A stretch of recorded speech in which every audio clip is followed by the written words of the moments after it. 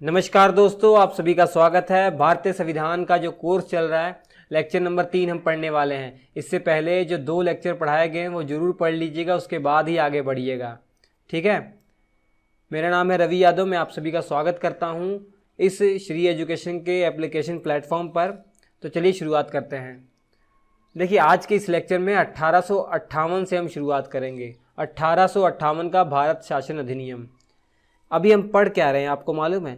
अभी हम ऐतिहासिक बैकग्राउंड देख रहे हैं, हमारे संविधान का ऐतिहासिक बैकग्राउंड देख रहे हैं कि जब हमारे ऊपर अंग्रेज़ों का शासन चल रहा था, अंग्रेज हमारे ऊपर रूल कर रहे थे, तो ऐसी कौन सी घटनाएं हुई हैं जो हमारे संविधान के एक तरीके से विकास के रूप में उभरी थी।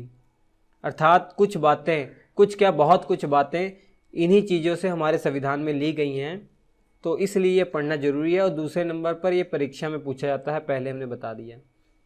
तो जो इस संवैधानिक इतिहास को हम 2 चरणों में पढ़ रहे हैं। पहला चरण था 1773 से लेकर 1858 तक। इस बीच में ये जो टाइम पीरियड है, इसमें भारत के अंदर ईस्ट इंडिया कंपनी, जो ब्रिटिश ईस्ट इंडिया कंपनी थी, वो शासन कर रही थी। हालांकि पीछे से ब्रिटिश पार्लियामेंट का था, ब्रिटिश गवर्नमेंट का ही आता, लेकिन हमारे ऊपर जो रूल कर रही थी वो ब्रिटिश ईस्ट इंडिया कंपनी कर रही थी। लेकिन 1857 में एक क्रांति हो जाती है। 1857 की क्रांति के बाद भारत से ब्रिटिश ईस्ट इंडिया कंपनी का जो शासन है वो समाप्त कर दिया जाता है, और जो भारत का जो शासन है, भारत पर जो अधिकार करने का जो तरीका है वो बदल जाता है, और भारत का जो शासन अब डायरेक्ट ब्रिटिश गवर्नमेंट संभालती है। ठीक है, या कहा जाए भारत के अंदर अब ताज का शासन आ गया। भारत के अंदर अब ताज का शासन आ गया। उस समय इंग्लैंड की जो महारानी थी उसका नाम था विक्टोरिया। कई स्टूडेंट यहाँ कंफ्यूज हो रहे हैं कि ये महारानी और प्रधानमंत्री क्या है। देखिए, ब्रिटेन की अगर बात करें तो जैसे भारत में राष्ट्रपति होते हैं तो वो लोगों के द्वारा चुन कर आते हैं ना, यहाँ पर जो है राजा या रानी हुआ करते हैं, जो कि वंशानुगत पद है ये। ठीक है। बाकी जो पार्लियामेंट्री सिस्टम है और प्रधानमंत्री वो हमारे भारत की तरह है, लेकिन यहाँ पर राष्ट्रपति हमारे लोगों के द्वारा चुनकर आते हैं, क्योंकि हमारा देश गणतंत्रात्मक देश है ना। जबकि ब्रिटेन की बात करें, यूनाइटेड किंगडम, नाम से पता लग रहा है किंगडम, तो वहाँ पे जो है किंग हुआ करते हैं। किंग या उनकी जो संतान अगर स्त्री है तो वो रानी बन जाती थी। तो इस प्रकार से वहाँ पे उस समय रानी का अधिकार था। उस समय की जो रानी थी वो विक्टोरिया थी। तो एक तरीके से कहा जाए इन्हीं के अधीन हमारा शासन चला गया, तो इसलिए कहा जाता है ताज का शासन, ताज का शासन। ठीक है। अब कब से कब तक रहेगा? 1858 से लेकर 1947 तक इन्हीं का रूल रहेगा। तो 2 चरणों में हमें पढ़ना था, एक ब्रिटिश ईस्ट इंडिया कंपनी का शासन और दूसरा ताज का शासन। तो अब शुरू हो रहा है ताज का शासन। मैं उम्मीद कर रहा हूँ इससे पहले की चीज़ें आपने सब पढ़ रखी हैं। हालांकि कोई दिक्कत नहीं, मैं आपको दोबारा से रिपीट कर दे रहा हूँ। ठीक है, चलिए मैं आपको दोबारा रिपीट कर दे रहा हूँ सारी चीज़ें, ताकि कोई डाउट ना रहे आपके यहाँ। तो देखिए, 1773 का रेगुलेटिंग एक्ट जो था उसमें क्या चीज़ें थी? उसमें पहली बार एक गवर्नर जनरल आया, जिसे बंगाल का गवर्नर जनरल कहा गया। वारेन हेस्टिंग बना और उसकी सहायता के लिए 4 सदस्य थे। ठीक है, उसके कार्यकारी सदस्य थे, एग्जीक्यूटिव उसके जो मेंबर थे ये। और ये जो फोटो है ये वारेन हेस्टिंग की थी। और जो मद्रास और बम्बई प्रेसिडेंसी थी, उनके जो गवर्नर थे ना, वो भी इनके अधीन कर दिए गए थे। लेकिन इस समय तक मद्रास और जो बम्बई प्रेसिडेंसी थी ये अपने लिए कानून बनाती थी। ठीक है। इसके अलावा 1774 में कलकत्ता के अंदर सुप्रीम कोर्ट स्थापित किया गया था, जिसमें एलिजा इम्पे जो सुप्रीम कोर्ट की मुख्य न्यायाधीश थी। ये आपको समझ में आ गया होगा। कर्मचारियों के निजी व्यापार रोक दिए गए, और उस समय कंपनी के डायरेक्टर हुआ करते थे ना, जिसे कोर्ट ऑफ डायरेक्टर्स कहा जाता था। 24 सदस्य है, इन्हीं के माध्यम से शासन किया जाता था। और द्वैध शासन प्रणाली को समाप्त कर दिया गया था, जो कि रॉबर्ट क्लाइव के द्वारा शुरू की गई थी। रॉबर्ट क्लाइव कौन था? बंगाल का गवर्नर था वो। ठीक है। अब देखिए, यहाँ पर ध्यान से देखिए कि जो कोर्ट ऑफ डायरेक्टर थी वो ब्रिटिश ईस्ट इंडिया कंपनी के व्यापारिक और राजनीतिक मामलों को दोनों को संभालता था। ठीक है, लेकिन पिट्स इंडिया एक्ट आया 1784 में, नई सरकार बनी, नए प्रधानमंत्री आए और बहुत छोटी उम्र के प्रधानमंत्री थे विलियम पिट्स, 24 वर्ष की आयु के थे ये। अब पहली बार भारतीय क्षेत्र को जो ब्रिटिश ईस्ट इंडिया कंपनी जहाँ जहाँ रूल कर रही थी, जहाँ जहाँ जो जो क्षेत्र उनके अधिकार में था, उसे पहली बार ब्रिटिश अधिकृत प्रदेश कहा गया। और साथ ही यहाँ पर एक और निकाय जोड़ दिया गया, बीओसी। बीओसी का मतलब क्या है? बोर्ड ऑफ कंट्रोल, जिसमें 6 मेंबर थे। ठीक है, कोर्ट ऑफ डायरेक्टर के साथ साथ अब बीओसी अर्थात बोर्ड ऑफ कंट्रोल को भी जोड़ दिया गया। और यहाँ पर आपने देखा जो कोर्ट ऑफ डायरेक्टर था ये व्यापारिक मामले अब संभालेगा और बोर्ड ऑफ कंट्रोल जो है वो राजनीतिक मामले संभालेगा। मैं आपको बार बार इसलिए बता रहा हूँ क्योंकि आगे की जो पढ़ाई है वो पीछे से मेल खाती है। कंपैरिजन के रूप में आप पढ़ते जाइए, तभी तो आपको मालूम चलेगा कि किस प्रकार से विकास हो रहा है। ठीक है, अब गवर्नर जनरल की परिषद में जो पहले 4 सदस्य थे अब 3 सदस्य हो गए, इनमें से एक कमांडर इन चीफ हो गया। समझ में आया कि नहीं? ठीक है, इसके बाद बम्बई और मद्रास के गवर्नर पूरी तरीके से बंगाल के गवर्नर जनरल के अब अधीन हो गए यहाँ पर। ठीक है, और बाकी ये चीज़ें तो बहुत सिंपल हैं, ये ज़्यादा इम्पोर्टेंट भी नहीं थी। और 1786 का एक्ट उसके बाद आता है। बंगाल के गवर्नर जनरल को ही मुख्य सेनापति की भी शक्तियाँ मिल गई थी और विशेष परिस्थितियों में गवर्नर जनरल को अपनी परिषद के निर्णयों को रद्द करने का भी अधिकार दे दिया गया था। पढ़ा आपने अच्छे से। और 1793 का एक्ट आता है, चार्टर्ड एक्ट। 1773 में आया था, 20 वर्षों के लिए आया था। 20 वर्ष समाप्त हो गए थे, फिर ये चार्टर्ड एक्ट आया और फिर से 20 वर्ष बढ़ा दिया गया, अर्थात अगले 1813 तक ये जो कंपनी है आराम से शासन करती रहेगी। और कंपनी के जो कर्मचारी थे उनका जो वेतन है अब भारतीय कोष से दिया जाएगा, इसमें ये निर्णय किया गया। इसके बाद आया 1813 का चार्टर्ड एक्ट, फिर से 20 वर्ष बढ़ा दिया गया। इसमें फिर से कंपनी का जो शासन है भारत पर 20 वर्षों के लिए बढ़ा दिया गया। लेकिन यहाँ पर बहुत महत्वपूर्ण घटना ये हुई कि जो मोनोपोली थी, कंपनी की जो मोनोपोली थी कि भारत पर केवल कंपनी ही व्यापार करेगी, ब्रिटेन का कोई भी नागरिक या कोई कंपनी और आकर व्यापार नहीं कर सकता, ये मोनोपोली समाप्त कर दी गई। अर्थात अब कोई भी आकर यहाँ व्यापार कर सकता है ब्रिटेन से, ये समझ लीजिए। हालांकि कुछ थोड़ी बहुत टर्म एंड कंडीशन थी, वो बात की बात है। इसके अलावा जो कंपनी थी, ब्रिटिश ईस्ट इंडिया कंपनी थी, उसके जो निवेशक थे, उसके जो पार्टनर वाले थे जिन्होंने पैसा निवेश किया था, उनको भारत के राजस्व से 10.5% हिस्सा दिया जाएगा। अब ये फैसला कर लिया गया। भले ही भारत के अंदर उनकी मोनोपोली को समाप्त कर दिया गया था पूरी तरीके से, लेकिन भारत में चाय का जो व्यापार था, इसके साथ चीन में जो उनका व्यापार है, वो मोनोपोली बनी रही थी। हालांकि 20 वर्षों के बाद इसको भी समाप्त कर दिया जाएगा। और इसके साथ ही 1813 में धर्म प्रचारकों को भी अनुमति मिल गई थी। और पहली बार शिक्षा के लिए 1 लाख जो रुपए खर्च करने थे कंपनी की आय से, वो कब ये घोषणा की गई? 1813 के चार्टर्ड एक्ट में। तो सभी याद करते जाइए स्टेप बाय स्टेप। उसके बाद 1833 का चार्टर्ड एक्ट आता है जो कि बहुत महत्वपूर्ण होता है। चाय और चीन से व्यापार का भी एकाधिकार उनसे छीन लिया गया कंपनी से। और यहाँ पे एक नया पोस्ट आता है, जो पहले बंगाल का गवर्नर जनरल पोस्ट थी, अब उसका नाम चेंज कर दिया गया भारत का गवर्नर जनरल, क्योंकि भारत के लगभग सभी हिस्सों में अब अंग्रेज़ों ने अपनी जड़ें फैला ली थी। तो इसलिए उन्होंने अब बंगाल के गवर्नर जनरल के बदले अब क्या नाम दे दिया? भारत का गवर्नर जनरल। तो भारत का गवर्नर जनरल पहला कौन है? विलियम बेंटिंग है। ठीक है, लॉर्ड विलियम बेंटिंग।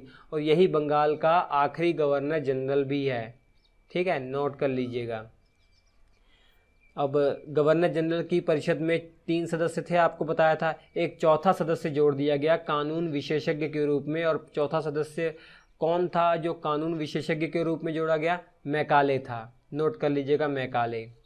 ठीक है, और दास प्रथा को गैर कानूनी घोषित कर दिया गया 1833 के चार्टर्ड एक्ट के तहत। और इसके अलावा 10 वर्षों के बाद 1843 में 1843 में ये दास प्रथा भारत से समाप्त हो गई थी। ठीक है, इसके अलावा 1833 के चार्टर एक्ट में देखिए बहुत महत्वपूर्ण घटना, ये याद रख लीजिएगा, अभी आगे काम आएगा कि मद्रास और जो बम्बई प्रेसिडेंसी थी, उनके गवर्नर और उनकी जो टीम थी, उनसे कानून बनाने की शक्ति को समाप्त कर दिया गया। नोट कर लीजिएगा, ठीक है, बहुत ही महत्वपूर्ण है। मद्रास और बम्बई प्रेसिडेंसी के जो गवर्नर हैं, उनकी जो परिषद है, उनसे कानून बनाने का अधिकार समाप्त कर दिया गया। अब एक तरीके से कह सकते हैं, अब एकीकरण कर दिया गया, ठीक है, शक्तियों का एकीकरण कर दिया गया। इसका मतलब क्या है कि जो भारत के गवर्नर जनरल है, उन्हीं के पास सारी शक्ति आ गई है और इन्हीं के अधीन पूरी तरीके से हो गए हैं। अब कानून बनाने के मामलों में भी इन्हीं के अधीन हो गए हैं। अब यही भारत के हर हिस्से के लिए कानून बनाएंगे, ठीक है। अब आता है 1853 का चार्टर्ड एक्ट। इसमें आपने देखा कि जो कोर्ट ऑफ डायरेक्टर की टीम थी, जिसमें 24 सदस्य थे, इनकी संख्या अब घटा दी गई है। अब कितनी हो गई है? 18 कर दी गई है। और इन 18 में से 6 सदस्य वो होंगे जो ब्रिटिश सम्राट के द्वारा चुने जाएंगे, ठीक है, नोट कर लीजिएगा। ब्रिटिश सम्राट या कहा जाए ब्रिटेन की महारानी किस द्वारा चुने जाएंगे? ब्रिटिश सम्राट या कहा जाए एक तरीके से ब्रिटिश गवर्नमेंट जो है वो चुनेगी। अब यहाँ पर पहले क्या हुआ करता था, जो 24 सदस्य हुआ करते थे, इनको जो कंपनी थी ना, कंपनी के जो निवेशक थे, जो शेयर होल्डर थे या कहा जाए जो इनके पार्टनर थे, वो चुना करते थे। लेकिन अब वो केवल 12 सदस्य चुनेंगे, 6 सदस्य अब ब्रिटिश गवर्नमेंट ही एक तरीके से चुन रही है, देख लीजिए। अब गवर्नर जनरल की परिषद में 6 नए सदस्यों की नियुक्ति हुई। अब यहाँ पर ध्यान से समझने वाली बात है, जो आपके गवर्नर जनरल हैं, इनकी जो एग्जीक्यूटिव जो काउंसिल है, उसमें टोटल सदस्य कितने हो गए थे? 4 सदस्य हो गए थे, ये आपने पढ़ा। इनकी कार्यकारी परिषद में 4 सदस्य हैं। लेकिन 1853 के चार्टर एक्ट में ये किया गया कि इनके परिषद में 6 नए सदस्यों की नियुक्ति हुई। 6 नए सदस्य की नियुक्ति हुई। एक तरीके से एक विधान परिषद का गठन किया गया, केंद्रीय विधान परिषद का गठन किया गया, ठीक है। इसे क्या कहा गया? इन सदस्यों के समूह को विधान परिषद कहा गया। इन 6 सदस्य में 4 सदस्य तो बंगाल, मद्रास, बम्बई और आगरा वहाँ की सरकारों के द्वारा चुने जाएंगे, और जो 2 बाकी सदस्य थे वो कलकत्ता सुप्रीम कोर्ट के एक तो मुख्य न्यायाधीश होंगे और एक जो अन्य न्यायाधीश हैं वो चुने जाएंगे यहाँ पे, ठीक है। इसके अलावा कंपनी के महत्वपूर्ण पदों पर नियुक्ति के लिए सीधी भर्ती के स्थान पर अब प्रतियोगिता परीक्षाएं की शुरुआत की गई। हालांकि ये जो प्रतियोगिता परीक्षा है ये इंग्लैंड में ही हुआ करती थी। अब इसके बाद हमने लेक्चर नंबर 3 को शुरू करना है। अब इसके बाद की सारी पहले की सारी चीज़ें अगर आपके दिमाग में रहेंगी, अब आप पढ़िए, दोबारा पढ़ने की ज़रूरत नहीं है। इसी उद्देश्य से मैंने आपको बताया कि आपको दोबारा ना पढ़ना पड़े, ठीक है। अब 1858 का भारत शासन अधिनियम हम पढ़ने वाले हैं। इससे पहले क्या हो चुका है? बहुत बड़ी क्रांति हुई थी। 1857 की बहुत बड़ी क्रांति हुई थी। हालांकि ये आप पढ़ेंगे, बहुत ही ज़्यादा डिटेल में पढ़ने वाले हैं आप। आधुनिक भारत का इतिहास जब मैं पढ़ाऊँगा तब उसमें आप पढ़ेंगे। तो 1857 की क्रांति, इसके अलावा बहुत सारे ऐसे कारण थे जिससे जो भारतीय थे वो कंपनी से पूरी तरीके से ऊब चुके थे। कंपनी का जो रवैया था, टैक्स इकट्ठा करने का जो तरीका था, इतने सारे टैक्स वो लिया करती थी, परेशान किया करती थी लोगों को, ठीक है। तो वो उससे बहुत परेशान आ गए थे और जो लोगों का गुस्सा है वो 1857 में निकला और इस विद्रोह को जैसे तैसे अंग्रेज़ों के द्वारा रोका गया और अंग्रेज़ बिल्कुल चिंतित हो गए, अंग्रेज़ों टेंशन में आ गए। और जो ब्रिटिश गवर्नमेंट थी उसे बहाना चाहिए था कि किस तरीके से जो कंपनी है, ब्रिटिश ईस्ट इंडिया कंपनी है, उसके हाथ से शासन छीना जाए। क्योंकि आप 1773 से देख रहे हैं कि कंट्रोल जो है ना कंपनी पर वो बढ़ाते ही जा रहे हैं। ब्रिटिश पार्लियामेंट या ब्रिटिश गवर्नमेंट जो इंग्लैंड में है वो east India company, British east India company के ऊपर कंट्रोल पे कंट्रोल करती ही जा रही है। तो उन्हें मौका मिल गया, यहाँ पे मौका पे उन्होंने चौका मार दिया और 1858 में एक भारत शासन अधिनियम लाए। ये कानून जब पार्लियामेंट में पास हो गया उसके बाद ये जो कानून बनकर आया, इसमें ये लिखा है कि अब से ब्रिटिश ईस्ट इंडिया कंपनी के हाथों से शासन हम छीन लेते हैं, ठीक है। अब ये बात उठ के आती है कि शासन उनसे छीन लिया, अब शासन चलाएगा कौन? पहले तो ब्रिटिश ईस्ट इंडिया कंपनी थी और 2 निकाय हुआ करते थे, ठीक है, बोर्ड ऑफ डायरेक्टर या कहा जाए कोर्ट ऑफ डायरेक्टर और बोर्ड ऑफ कंट्रोल हुआ करते थे, ये इस तरीके से संभालते थे। अब इनसे अधिकार सारे छीन लिए गए।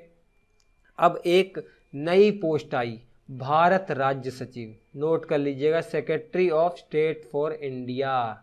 पहले भारत राज्य सचिव कौन थे? Lord Stanley. ये एक पोस्ट थी, इसी के माध्यम से भारत पर शासन किया जाता था। अब जैसे मोदी जी की कैबिनेट में कई सारे मंत्री हैं, विदेश मंत्री हैं, गृह मंत्री हैं, रक्षा मंत्री हैं, उसी प्रकार ब्रिटेन की जो सरकार थी ना, ब्रिटेन के जो प्रधानमंत्री थे, उनकी कैबिनेट में भी कई मिनिस्टर हुआ करते थे। तो उसमें एक मंत्री भारत राज्य सचिव नाम से हुआ करते थे, ठीक है। जैसे यहाँ पर गृह मंत्रालय है, विदेश मंत्रालय है, तो वहाँ पे एक पोस्ट बनाई गई भारत राज्य सचिव। ये जो भारत राज्य सचिव होते थे इंग्लैंड में ही रहते थे और इनकी सहायता के लिए 15 सदस्य वाली एक भारत परिषद का गठन किया गया इनकी सलाह के लिए, इनको सलाह देने के लिए। तो ये एडवाइजरी, एक तरीके से ये सलाहकारी ही परिषद थी, ठीक है। ये एडवाइजरी काउंसिल आप इसे कह सकते हैं। इसके पास जो है शक्तियाँ बहुत कम थी, ये सलाह देने के काम की आती थी, ये सलाहकारी प्रवृत्ति की थी, आप समझ पा रहे हैं, जिसका काम भारत राज्य सचिव को सलाह देना है। हालांकि कई ऐसे मामले थे जिन पर भारत परिषद के द्वारा दी गई सलाह भारत राज्य सचिव को मानना होता था। तो भारत राज्य सचिव इंग्लैंड में ही रहते थे। और भारत में किस प्रकार शासन होगा? तो भारत में एक अपना ये एजेंट नियुक्त करते थे, या कहा जाए जो ब्रिटिश गवर्नमेंट है वो भारत में एक एजेंट नियुक्त करती थी, जिसे कहा गया भारत का वायसराय। पहले पोस्ट क्या होती थी? भारत का गवर्नर जनरल। अब पोस्ट क्या आ गई? भारत का वायसराय। अब ये एक तरीके से एजेंट हैं, मेन शक्ति जो है वो भारत राज्य सचिव के पास ही है, ठीक है। और भारत राज्य सचिव की ओर से एक तरीके से कह सकते हैं ये एजेंट नियुक्त किए गए हैं भारत के अंदर, जिनका नाम है भारत का वायसराय। और पहले वायसराय जो बनते हैं वो लॉर्ड कैनिंग बनते हैं। महत्वपूर्ण बात है, पहले वायसराय, भारत के पहले वायसराय कौन है? लॉर्ड कैनिंग हैं। अब जितने भी कानून ये सब इंडिया में बनेंगे वो भारत राज्य सचिव की निगरानी में ही एक तरीके से बनेंगे, उनकी सहमति होगी तभी वो कानून बन पाएगा, ठीक है। भारत राज्य सचिव की अगर सहमति होगी तभी वो कानून बनेगा। अगर भारत राज्य सचिव चाहें कोई कानून बना हुआ उसे समाप्त भी कर सकते हैं। तो भारत राज्य सचिव के पास मेन शक्ति है। आप ये समझ लीजिए कि जो ब्रिटिश का अब शासन आ गया हमारे ऊपर, वो किस प्रकार से संभाल रही है। भारत राज्य सचिव को उन्होंने जिम्मा दिया हुआ है और एक एजेंट नियुक्त किया हुआ है जिसका नाम है वायसराय, जिस पोस्ट का नाम है वायसराय। और पहला वायसराय कौन है? Lord Canning. याद हो जाएगा ना, बहुत महत्वपूर्ण बात है ये, ठीक है। जैसे हमारे राज्यों में राज्यपाल होते हैं, वो क्या हैं? वो एक तरीके से एजेंट है ना, राष्ट्रपति के एजेंट के रूप में वो कार्य करते हैं। वही सिस्टम यहाँ समझ लीजिए, ठीक है। एजेंट का मतलब क्या मैं कहना चाह रहा हूँ। अब ये हैं आपके लॉर्ड स्टैनली। ये लॉर्ड स्टैनली है भारत के पहले राज्य सचिव। अब उसके बाद आता है 1861 का भारत परिषद अधिनियम। ये समझने के लिए थोड़ी सी कहानी आप सुनिए। जैसे तैसे 1858, 59, 60 तक पूरी शांति हो गई थी भारत के अंदर। जो 1857 की आग लगी थी ना, वो पूरी तरीके से समझ लीजिए 1860 तक बुझ गई थी और सबके दिमाग ठंडे पड़ गए थे। तो अंग्रेज़ जो है बैठ के ये सोचते हैं कि ये क्या हुआ था, इतनी मतलब जोश कहाँ से आ गया लोगों के द्वारा, लोगों में इतना गुस्सा कहाँ से आ गया। और वो सोच रहे थे कि अगर हमें ज़्यादा देर तक भारत को अपने कब्जे में लिए रखना है तो हमें हवा के साथ चलना होगा। हवा का रुख जिधर है ना उसी तरफ हमें चलना होगा, उसके विपरीत नहीं चलना होगा। नहीं तो 1857 का जो कहर आया था उससे तो हम बच गए थोड़ा बहुत, उससे तो लगभग बच गए हैं। लेकिन अगर इस प्रकार का कोई और कहर आया और उसमें थोड़ा ताकत हो गई और केंद्र उन्होंने मतलब अपने आप को केंद्रित कर लिया और उसमें एकता आ गई उन लोगों में, तो हमें वो उखाड़ फेंकेंगे। तो हमें कुछ स्ट्रेटजी अपनानी चाहिए ऐसी कि हम ज़्यादा दिनों तक सरवाइव कर सकें यहाँ। तो कई कई विद्वान लोग उनमें हुआ करते थे। तो उनमें से किसी ने कहा कि अगर आपको ज़्यादा दिनों तक भारत पर कब्जा करके रखना है तो भारत के जो लोग हैं ना उनको भी अपने प्रशासन में लाइए, उन्हें भी मौका दीजिए कि वो आपके जो है प्रशासन में हिस्सादारी बन सके, ताकि उनको लगे कि हाँ जो ब्रिटिश गवर्नमेंट है हमारे बारे में कुछ सोच रही है, उनके अंदर राष्ट्रीयता की भावना आए। तो ये कंसेप्ट अपनाने के उद्देश्य से 1861 का भारत परिषद अधिनियम लाया गया। उसके बाद 1892 का भारत परिषद अधिनियम लाया गया, फिर 1909 का भारत परिषद अधिनियम लाया गया। तो हम ये एक एक करके समझते हैं, ठीक है। तो सबसे पहला आया 1861 का भारत परिषद अधिनियम। तो सबसे पहले इसमें क्या बदलाव हुआ, जो वायसराय था उसकी जो कार्यकारी परिषद थी, जिसमें पहले 4 सदस्य हुआ करते थे, एक सदस्य को और बढ़ा दिया गया, एक सदस्य को और बढ़ा दिया गया। अब टोटल कितने सदस्य हो गए, 5 सदस्य हो गए। लेकिन यहाँ पर चेंज ये हुआ, कार्यकारी परिषद में जो सदस्य थे ना, अब उन्हें अलग अलग विभाग देना भी शुरू किया जाने लग गया। अर्थात कहा जाए मंत्रिमंडल वाली जो व्यवस्था है, जो आज है, आज के डेट में देख रहे हैं ना कि गृह मंत्री हैं, विदेश मंत्री हैं, कानून मंत्री हैं, तो ये विभाग अलग अलग बांट दिया गया है मंत्रियों को। तो विभागीय प्रणाली की शुरुआत जो है 1861 के भारत परिषद अधिनियम के तहत हुई। जो वायसराय की कार्यकारी परिषद थी उसमें एक सदस्य को और बढ़ाया गया और इन लोगों को अलग अलग विभाग दे दिए गए, ठीक है। जैसे उस समय 5 सदस्य जो थे ना, एक को होम गृह मंत्रालय का विभाग दे दिया, एक को फाइनेंशियल डिपार्टमेंट दे दिया गया, एक को रेवेन्यू डिपार्टमेंट दे दिया गया, एक को मिलिट्री डिपार्टमेंट दे दिया गया, एक को लॉ डिपार्टमेंट दे दिया गया था। तो विभागीय प्रणाली अथवा मंत्रिमंडल की व्यवस्था किस अधिनियम के तहत लाई गई, 1861 के भारत परिषद अधिनियम के तहत। इससे पहले ये सिस्टम नहीं था, ठीक है। इससे पहले जो है सभी मिलकर सभी काम करते थे, इस तरीके से था, ठीक है, समझ रहे हैं आप। अब सबके डिपार्टमेंट अलग अलग हो गए हैं, अब जो काम है वो इफेक्टिव होगा, तो ये तरीका है। इसके अलावा 1861 में बहुत बड़ा बदलाव किया गया।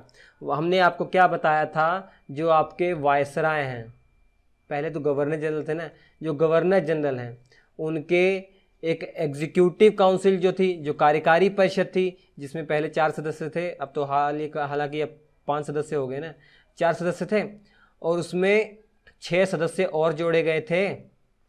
देखा था आपने, 4 सदस्य जो प्रांत आपको बताए थे वहाँ से जोड़े गए थे और 2 सदस्य जो न्यायपालिका जो आपकी कलकत्ता सुप्रीम कोर्ट थी वहाँ के जजों को लिया गया था। एक मुख्य न्यायाधीश को लिया गया था, एक अन्य न्यायाधीश को लिया गया था। अब वो कंसेप्ट हटा दिया, इन 6 सदस्यों वाला जो कंसेप्ट था ये हटा दिया। अब क्या लाया गया, अब यहाँ पे जो सदस्य होंगे उनका जो चुनाव है, उनको जो नॉमिनेट करने का अधिकार है वो दे दिया गया वायसराय को। अब वायसराय क्या करेंगे, इन्हें नॉमिनेट करेंगे और इनकी जो संख्या है मिनिमम 6 होगी, मैक्सिमम 12 होगी। 6 और 12 के बीच में हो सकती है, लेकिन इस समय 12 ही सदस्य चुने गए थे, ठीक है। ये जो सदस्य होंगे ना, ये 2 प्रकार के सदस्य होंगे। एक सदस्य होंगे सरकारी सदस्य होंगे, जिन्हें ऑफिशियल मेंबर कह सकते हैं, और एक गैर सरकारी सदस्य होंगे जो नॉन ऑफिशियल मेंबर हैं। अब ऑफिशियल मेंबर कौन है, ये वो मेंबर हुआ करते थे जो पहले से ही जो ब्रिटिश गवर्नमेंट थी उसमें सिविल सेवक थे या मिलिट्री सेवा कर रहे थे, तो उन अधिकारियों की जब नियुक्ति होती थी तो वो ऑफिशियल मेंबर कहलाया करते थे। इसके अलावा जो मेंबर हुआ करते थे वो नॉन ऑफिशियल मेंबर हुआ करते थे, ठीक है।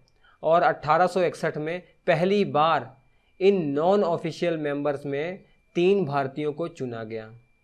हालांकि उस समय जो गवर्नमेंट थी ब्रिटिश की, या कहा जाए जो वायसराय थे, वो उन्हीं मेंबर को चुनते थे, उन्हीं इंडियंस को चुना था उन्होंने जो इनके बहुत खास थे। एक सर दिनकर राव थे, और एक बनारस के राजा थे, एक पटियाला के राजा थे। ये 3 भारतीय को एज ए गैर सरकारी मेंबर चुना गया। ठीक है, तो उम्मीद कर रहा हूँ ये स्ट्रक्चर आपको समझ में आ रहा है। पहले क्या था, वायसराय, भूल गए क्या? मैं आपको फिर से दिखाता हूँ। देखिए ये वाला सिस्टम 1853 का जो चार्टर एक्ट था, गवर्नर जनरल 4 मेंबर है इसके, ठीक है, और ये 6 मेंबर जो थे एक तरीके से जो इनकी विधान परिषद आप कह सकते हैं, ये वाला कंसेप्ट अब समाप्त कर दिया गया। यहाँ पे 6 मेंबर पहले किस प्रकार से चुने जाते थे, एक मेंबर तो कलकत्ता के जो मुख्य न्यायाधीश थे वो थे, और एक मेंबर कलकत्ता के जो अन्य न्यायाधीश थे, जो सीनियर न्यायाधीश थे, वो उनको चुना जाता था। इसके अलावा जो 4 मेंबर थे उनमें से एक को बंगाल से, एक को मद्रास से, एक को बम्बई से, एक को आगरा से चुना जाता था। ठीक है, वहाँ की जो गवर्नमेंट थी वही चुनती थी, जो प्रांतीय सरकार थी ना वो चुना करती थी। लेकिन ये कंसेप्ट हटा दिया गया। अब जो 6 से लेकर 12 सदस्य संख्या होगी, लेकिन ये जानिए कि 12 सदस्य ही चुने गए थे। अब ये 12 के 12 जो सदस्य नॉमिनेट करने का अधिकार किसको आ गया, वायसराय के पास आ गया था। ठीक है, किसके पास आ गया, वायसराय के पास आ गया था। और वायसराय ने क्या किया था, ये जो 3 मेंबर थे, इन 3 इंडियन थे, जो सर दिनकर राव, बनारस के राजा, पटियाला के राजा, इन्हें as a non official member के रूप में नियुक्त किया था। अब ठीक है, अभी भी वायसराय की जो कार्यकारी परिषद थी ये सबसे महत्वपूर्ण है। सारे काम तो यही कर रही है, ये तो समझ लीजिए एम ही है। ठीक है, कानून बनाने में थोड़ा साथ दे रहे हैं, लेकिन मेन तो यही है। ठीक है, इतना समझ लीजिए। अब इसके अलावा 1861 में एक और बहुत महत्वपूर्ण काम किया गया।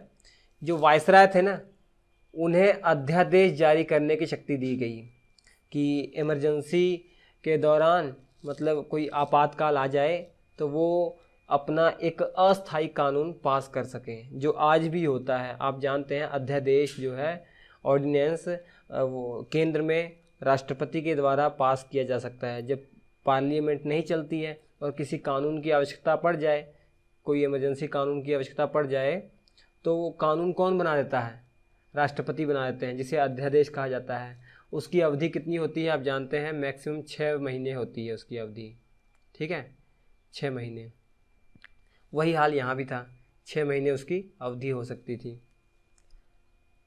हालांकि जो आज ऑर्डिनेंस पास होता है आप जानते हैं 6 महीने तो मैक्सिमम उसकी अवधि हो सकती है। लेकिन जब सत्र स्टार्ट हो गए, अगर पार्लियामेंट जो सेशन है वो शुरू हो गए, तो जब भी पार्लियामेंट का पहला दिन होगा उससे 6 हफ्ते के अंदर अंदर, 6 वीक के अंदर अंदर वो कानून पास होना चाहिए।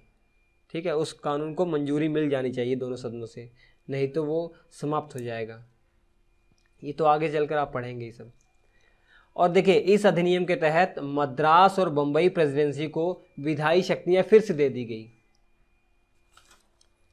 ये तो आपने 1833 में देखा था कि जो बम्बई प्रेसिडेंसी है और मद्रास प्रेसिडेंसी है, वहाँ की जो उनकी जो विधायी शक्तियाँ थी, अर्थात कानून बनाने की शक्तियाँ थी, वो छीन ली गई, है ना, और केंद्रीकरण कर दिया गया था एक तरीके से। और यहाँ पर क्या हुआ, 1861 के एक्ट में मद्रास और बम्बई प्रेसिडेंसी को विधायी शक्तियाँ फिर से दे दी गई। अर्थात फिर से देने का मतलब क्या है, विकेंद्रीकरण की प्रक्रिया की शुरुआत हुई। विकेंद्रीकरण का मतलब क्या है, शक्तियों को अलग अलग स्तर पर बांट देना। जैसे भारत में विकेंद्रीकरण किया गया है, कुछ शक्तियां केंद्र के पास है और कुछ शक्तियां राज्यों को भी दी गई हैं। इसके अलावा कुछ शक्तियां स्थानीय निकाय, जैसे भारत में हैं स्थानीय निकाय, मतलब समझ रहे हैं आप ना, जैसे गाँवों के अंदर जो आपकी पंचायतें हैं, शहरों के अंदर जो आपकी नगर पालिकाएँ हैं, उनको भी तो शक्तियाँ दी गई हैं। तो वो हमारे यहाँ शक्तियों का विकेंद्रीकरण किया गया है। वही हाल यहाँ भी कर दिया गया था। ठीक है, इसके अलावा कई और प्रेसिडेंसियाँ आईं। इसके अलावा अलग अलग समय पर कई और प्रेसिडेंसियों में इस प्रकार की शक्तियों का वितरण किया गया था, विधान परिषद का गठन किया गया। बंगाल में 1862 में किया गया, उत्तर पश्चिमी सीमा प्रांत में 1866 में किया गया और पंजाब में 1867 में किया गया। ठीक है, तो आप सभी स्टेप याद रखिए। इसके बाद आता है 1876 का शाही उपाधि अधिनियम। हालांकि 1892 का एक्ट आपको पढ़ना है, लेकिन बीच में ये शाही उपाधि अधिनियम आ गया था। इसके माध्यम से ये क्यों आया था, इसको शाही उपाधि अधिनियम इसलिए कहते हैं क्योंकि 28 अप्रैल, ये डेट याद रखिए, 28 अप्रैल 1876 में एक घोषणा के द्वारा महारानी विक्टोरिया जो थी उसे भारत की साम्राज्ञी घोषित कर दिया गया था। ऑफिशियली ये अनाउंसमेंट कर दिया गया कि भारत की जो साम्राज्ञी होगी वो महारानी विक्टोरिया होगी। साम्राज्ञी मतलब समझ रहे हैं, अगर पुरुष होता तो सम्राट कहते हैं, भारत का सम्राट, वहाँ पे स्त्री है तो इसलिए साम्राज्ञी का यूज़ किया जा रहा है, साम्राज्ञी शब्द का। लेकिन वो हमारे लिए इम्पोर्टेंट नहीं, हमारे लिए इम्पोर्टेंट ये है कि 1876 के जो शाही उपाधि अधिनियम आया था इसमें एक महत्वपूर्ण परिवर्तन कर दिया गया था, वो आपको पढ़ना है। वायसराय की जो कार्यकारी परिषद थी जिसमें पहले 5 मेंबर थे, अब 1 मेंबर और बढ़ा दिया गया।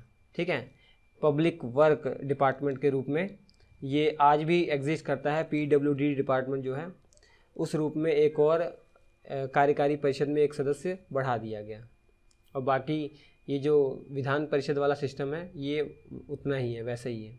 और हाँ, ये मैं आपको शायद आपको नहीं बताया कि जो ये मेंबर है ना, जो 12 मेंबर थे जो ऑफिशियल और नॉन ऑफिशियल थे, इनकी जो अवधि है वो 2 वर्ष की थी। इनका जो टाइम पीरियड था वो 2 वर्ष का, इनका टाइम पीरियड 2 वर्षों का था। ठीक है, इसके बाद आता है 1892 का भारत परिषद अधिनियम। अब ये याद रखिए, इससे पहले एक घटना हो चुकी है 1885 में, क्या, इंडियन नेशनल कांग्रेस की स्थापना हो गई है। तो ये महत्वपूर्ण बात है, 1885 में इंडियन नेशनल कांग्रेस की स्थापना हो चुकी है, और ये ऐसा प्लेटफॉर्म लोगों को मिल गया जिसमें भारत के जो बड़े बड़े नेता थे, जो बड़े बड़े लीडर थे, वो एक प्लेटफॉर्म पर आए और अपने हक की मांग करने लग गए। तो इससे जो ब्रिटिश गवर्नमेंट थी उस पर थोड़ा प्रेशर आया और उसने भारत के हक में थोड़ा बहुत सोचना शुरू किया। तो उस लिहाज से 1892 का भारत परिषद अधिनियम लाया गया। ठीक है, और इसके अंदर देखिए वायसराय की जो विधान परिषद थी उसमें मेंबर्स को बढ़ाया गया, और इसके अलावा प्रांतीय जो विधान परिषद थी उसमें भी विस्तार किया गया। ठीक है, 1861 के अंदर क्या हुआ कि जो केंद्रीय विधान परिषद एक तरीके से है वो भी आई, और इसी प्रकार प्रांतों में भी विधान परिषद का गठन किया गया। ठीक है, तो केंद्र में भी विधान परिषद और प्रांतों में भी विधान परिषद लाई जा चुकी थी 1861 के अंदर, और 1892 में इनके मेंबर्स को और बढ़ाया गया। कितना बढ़ाया गया, केंद्रीय विधान परिषद जो कि पहले 6 से 12 के बीच में ही हुआ करते थे, हालांकि 12 मैक्सिमम जो थी वही उतने मेंबर थे, और यहाँ पर 1892 के इस एक्ट के तहत ये कहा गया कि जो वायसराय की जो विधान परिषद है एक तरीके से, या कहा जाए जो एडिशनल मेंबर्स हैं, इन्हें एडिशनल मेंबर भी कहा जाता है। जो एडिशनल मेंबर्स हैं इनकी संख्या मिनिमम 10 होगी और मैक्सिमम 16 हो सकती है। तो उस समय 16 थी। ठीक है, 1892 में 16 हो गई थी। जो मैक्सिमम लिमिट थी वो लिमिट पर ही थी, और इनका जो कार्यकाल था 2 ही वर्ष का कार्यकाल था। इसमें कुछ ऑफिशियल हुआ करते थे, कुछ नॉन ऑफिशियल हुआ करते थे।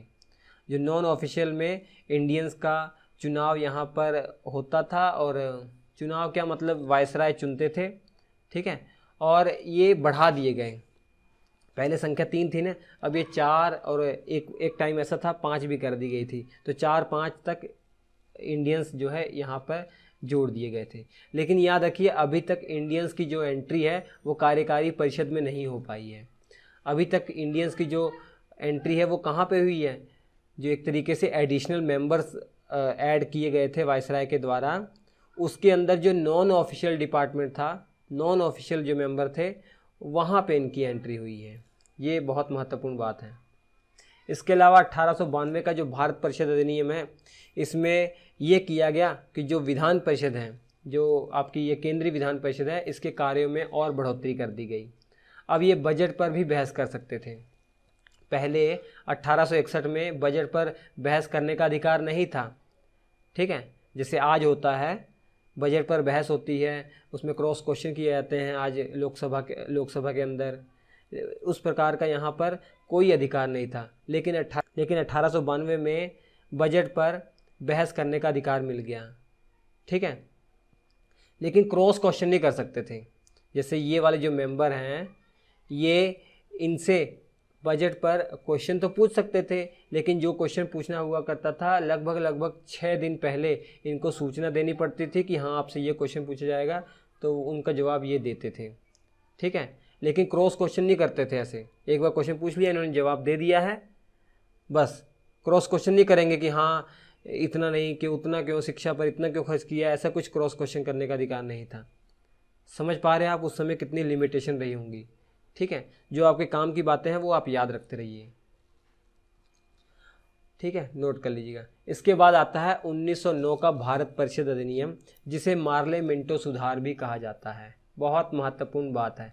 मार्ले मिंटो सुधार क्यों कहा जाता है? मार्ले उस समय जो लॉर्ड मार्ले थे वो उस समय भारत के राज्य सचिव थे जो इंग्लैंड में थे, और जो लॉर्ड मिंटो थे ये भारत के वायसराय थे।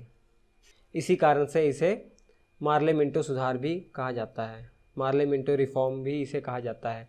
अब देखिए यहाँ पर क्या हुआ, 1909 के भारत परिषद अधिनियम में जो केंद्रीय विधान परिषद थी उसके सदस्यों की संख्या में बहुत बड़े पैमाने पर वृद्धि की गई।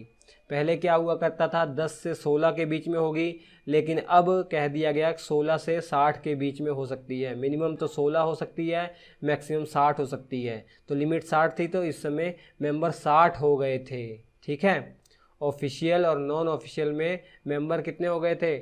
दोनों मिलाकर 60 मेंबर हो चुके थे।